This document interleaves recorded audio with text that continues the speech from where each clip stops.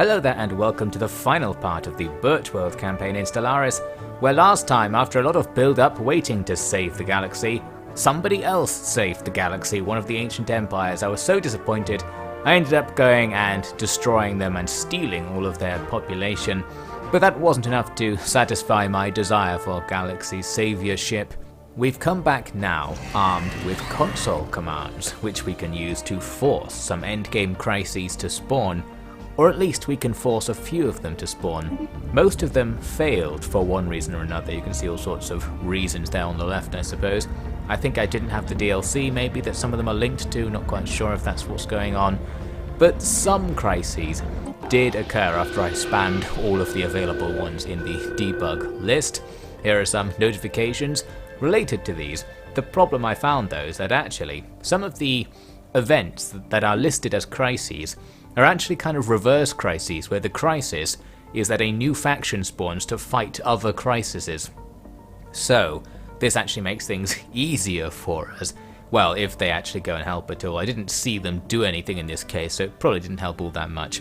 So one crisis we've got is something that's basically just the Unbidden, again under a different name. Some shiny guys are coming through a rift. There's some stuff going on with all of our machines and AIs breaking due to the contingency, an AI that wants to destroy everything, that classic trope. And another trope we've got going is something that's basically the Tyrannid Horde. A whole bunch of things are coming in from the outside of the galaxy to destroy everything. So that's 3 crises we've got going at once, which is almost the advertised amount of 4 that I was going for. Unfortunately, none others spawned. This contingency one is the main crisis happening right now. They've got 4 different crisis points that they can spawn from. They take over systems, and they make fleets that are actually somewhat decent and comparable to ours, so we might actually have to pay attention to these guys. Perhaps most of all because one of the places they spawned was in my territory, so I thought we'd better do something about that as soon as we can. Handily, they're near one of my gigantic overpowered shipyards, so I can just make a new fleet right next to them within a couple of in-game months in order to help out with that situation. It was a case where one of my powered up space stations has to test its defences against an oncoming contingency fleet. I figured we'd win this one, but actually I'm too zoomed in. There are more enemies attacking me than it looks like there are, or than I can see on the screen right now. So here comes some more, and unfortunately our big expensive station is going to go down. The cost doesn't really matter, of course. It's the time to build those things that's really inconvenienced. It takes a super long time to pack out a system with defense platforms to maximize the strength of a space station. Anyway, so that was a shame. That was just in one of my exterior systems disconnected from my empire that I didn't care too much about anyway. Here we are then with a whole bunch of fleets together, ready to get some revenge. And we can get our revenge pretty easily. We have a lot of ships, more than you're meant to, although I suppose in this mod you are allowed to do this, I don't know. The mod isn't particularly balanced, I don't think, gigastructural engineering, so while it allows you to have 10 times more fleets than you normally would in the base game, I don't think there's any downside that it introduces to offset this in any way, especially because all of the resource costs associated with having a giant fleet can be offset by the fact that the mod also massively increases your income in just about everything through the various megastructures. Anyway, here I am attacking the location that spawned in our territory. All we have to do is wipe everything out, and with so many fleets available to just throw in, that's easy. And this isn't even all of our fleets, it's just the ones that were nearby that I could select and throw into this, plus the new one I made especially for it. I figured now I needed to capture their planet. You actually need to destroy their planet, as I later learned, but essentially the threat there is neutralized. Here I spotted a battle between our allies and the shiny guys who are like the Unbidden. I think they're just called something like the Abhorrent or something. I really hate the tradition of calling things in science fiction the noun, so I was pretty outraged at the crises in this game are pretty much all called the noun in one way or another. It's like the Reapers and the Collectors from Mass Effect. That made me pretty mad. Anyway, we eventually go on to fight the Scourge, the Pretheran Scourge I think they're called. That's a bit better actually, it's got 2 words. In this case it's going to be super easy because I think these guys are supposed to be an earlier crisis. All of their fleets aren't that powerful compared to the other crises.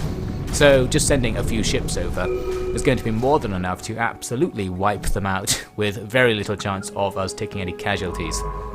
Unfortunately, our allies, who suck, were actually being defeated by that crisis, but we are here to save the galaxy, so we'll have to save them as well. Here we are going after the shiny guys who are a bit like the Unbidden. In this case, we're actually taking casualties because I rammed on in there with one of my fleets, and the enemy are concentrated enough that they can take me out. Luckily, over time, more of my fleets are filtering into this battle, and now we hope that beneath all the glare, something good is happening. I can't really tell what's going on, but I just thought, well, maybe we'll win, and it's a case where we don't need to worry too much about winning, because if we lose, we can just make those fleets again. We have a functionally unlimited supply of things to throw at these crises, and while they also have unlimited troops, they appear more slowly.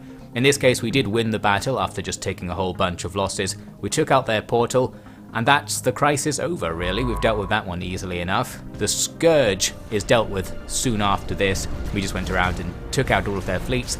They did have a couple of more powerful fleets, but still not more powerful than me, just more powerful than my allies.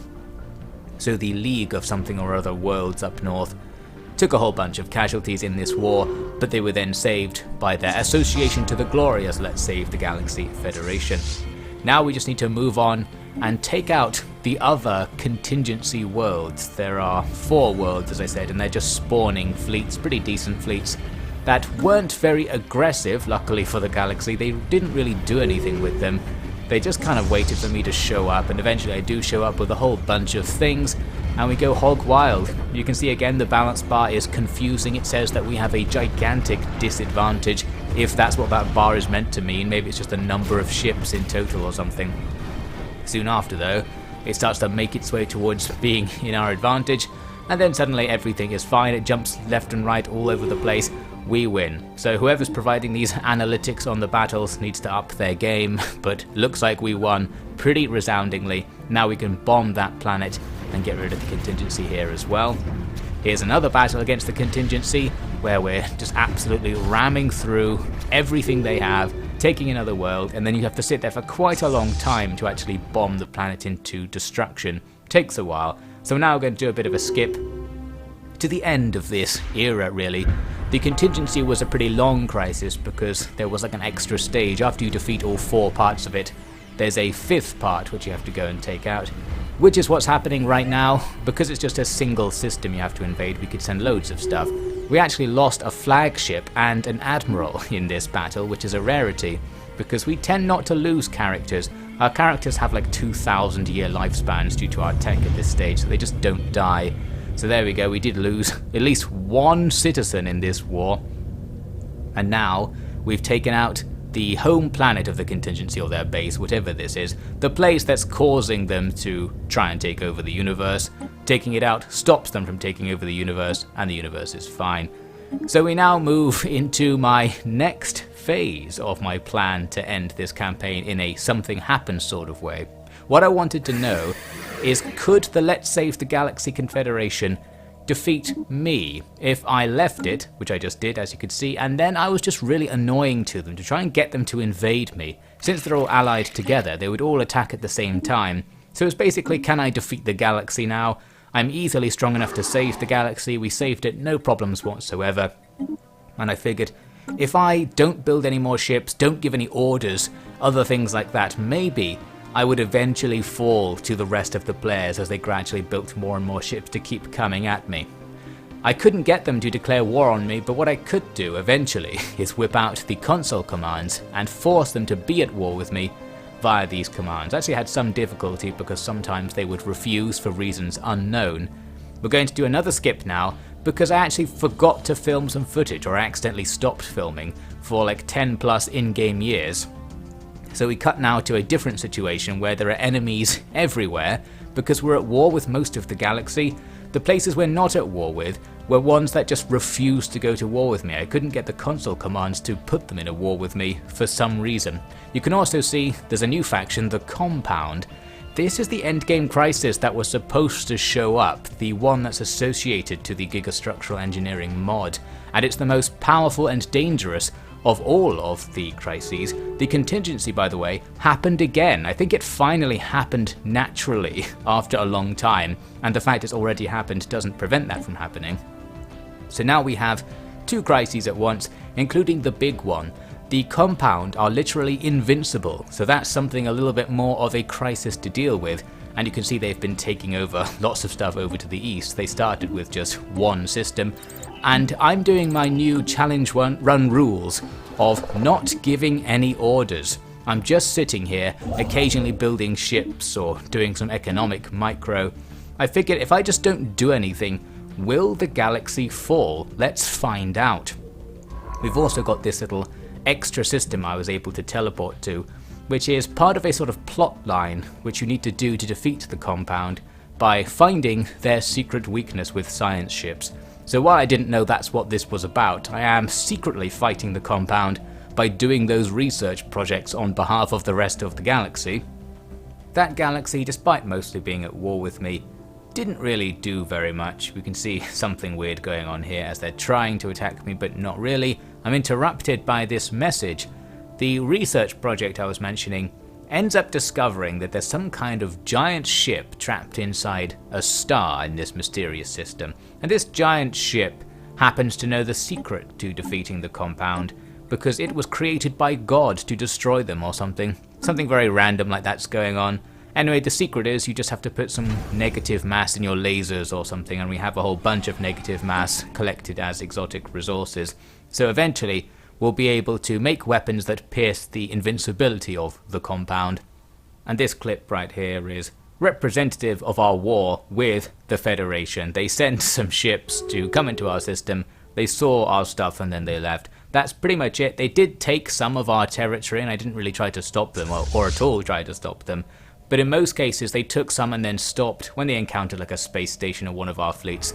They don't have the AI idea to collect together all of their ships to make something that could get through one of my fleets. So all of their weaker single fleets just sit there and wait for you to leave or something. So essentially nothing happened in this massive pan-galactic war, which is just another disappointment on top of the pile of disappointments that is this campaign. I gave the compound a while to try and do something, so I didn't go at them with my new weapons or anything. But what I did do is eventually break my don't give any orders rule in order to take out the local contingency faction in my territory. There's me researching some of those post-endgame weapons. Because these guys captured one of my Dyson spheres and I was losing money, which meant it was no longer an absolutely hands-off campaign, which is of course what I was going for at this stage. This was the no micro challenge run, that was the goal. So getting to a point where the challenge run includes not giving any orders means it really reduces your micro. That's what I'm talking about. You can see I actually didn't send that many ships to clear out this place. Perhaps just to see if I would fail, I don't know. In this case, we don't fail. It looks like we're in a bit of trouble. We lose a whole bunch of ships, but we do take out the enemy in the end. Then we just have to sit here bombing the planet, and we'll get them out of our corner, and we can go and reclaim the Dyson sphere. That's all good. So then some more time passes, and I was disappointed to see that the compound, despite being basically invincible, weren't really doing that much. You can see some of our old allies trying to fight them and not doing any damage. Even though these space stations aren't very powerful in terms of their fleet power, they can't be damaged, so they'll eventually kill everything that tries to engage them. I'm guessing the AI isn't programmed to recognize that, so they just keep sacrificing themselves against those stations. But yes, the compound, even with their invincible fleets, didn't do that much. They conquered a bit of this side of the galaxy over, say, 15 in-game years. But I just got bored of waiting for them to take over everything and provide some sort of real crisis for us, because the game was super laggy and it was taking forever, and I just wanted to stop playing. So I thought, that's it. We're just going to go and save the galaxy for good. I'm going to send a few fleets in to see what we can do against the compound. So I've got like 4 fleets now armed with these super post-game weapons, and they just destroy things instantly. And we even get some emails from the compound complaining about this fact. We just whip them a few sassy replies and go on killing them. It's good that they speak English, I suppose. I think it actually did explain in the lore why you can talk to the compound. I can't remember what the explanation was, but they were just some guys that wanted to destroy the galaxy, as you might expect. Anyway, our fleets are now extremely powerful. You might note we've more than doubled our fleet power of the average fleet by adding all of these new weapons. Plus, we have sentient metal armor as well, which was, I don't think, associated with this quest, just another super late game thing you can get. So while in this campaign I did ban the use of these super weapons, our fleets are now as powerful as the super weapons and are very easy to produce. So we go around, we completely flatten the compound with no contest whatsoever, and that's pretty much the end of that. They're all over the place, so it would take me a while to actually go around and take them out, especially because they've taken some planets, so I'd have to bring some ground troops over to really finish them off. But that's not really going to happen. Towards the end of me being bothered to play the campaign, this happened, which was pretty annoying actually. One of my pet primitive species nukes themselves to death. I figured this wouldn't happen. This happened to me last time I played this game, but this time I've had them under pacifist indoctrination for like 200 years. So I figured maybe they weren't going to destroy themselves after they entered the atomic age. Well, they did, so that's a shame. Anyway, we've got the Event Horizon Offset facility that's spawning the compound under siege here. They're constantly respawning and dying instantly, as you can see all of these research projects indicating. Every time you just defeat a compound ship, you can research some of their tech, which is just like another tier of weapons and armor. So we're just wiping them out as they spawn, while other fleets go around taking out the guys who have already spawned. As far as I could be bothered, we also did take out a few of our enemies in the Let's Save the Galaxy Confederation, but I gave up on that because I essentially concluded they're never going to attack me, so there's not that much point. And while I could go and kill them, there's not that much point in doing that either, really. What I actually really wanted to see was the enemy try to take the Birch World, because one of the Birch World's properties is it spawns extra armies based on its population. So we had something like a 200,000 military power garrison army sitting on it. It would be very hard for the enemy to take. I wanted to see them gradually lose a war by just draining their population into the Birch World and having them die.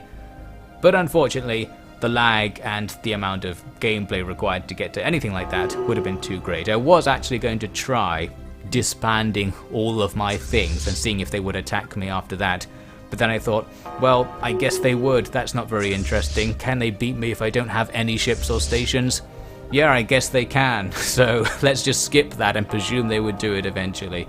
That's then the end of the Saving the Galaxy campaign. We're ending this in a complete post-game mess situation. We're at war with everyone, everything's messed up, but basically we could have saved the galaxy if we wanted, and from here we could just kill absolutely everyone and ensure that the galaxy is saved, but not from us.